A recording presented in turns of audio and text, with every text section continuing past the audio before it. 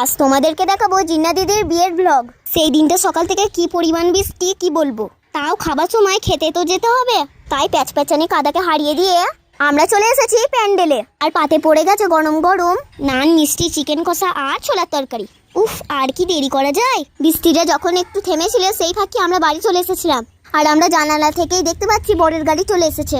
ছুটে যে প্যান্ডেলের কাছে যাব তার উপায় নেই। শুধু যে রাস্তায় কাদা তা নয়, আমাদের বাড়িতে এখন হচ্ছে মিস্ত্রির কাজ, আর তার জন্য উঠোনে অনেক মালপত্র রাখা। আর বৃষ্টি হলে উঠোন দিয়ে পানিটা আর পাস করতে পারছে না, তার কারণে উঠোনটা পুকুর হয়ে যাচ্ছে। শুধু একটা নৌকা ছাড়তে যা দেরি। এখন পা টিপে টিপে যাচ্ছি দুপুরের খাবার খেতে।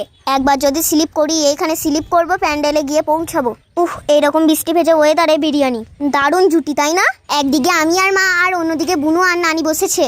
এটা বিয়ের শেষ আসর। স্টেজের একদম সামনে বসেছি আমরা, এতে বর আর কনেকে সামনাসামনি দেখতে পারি।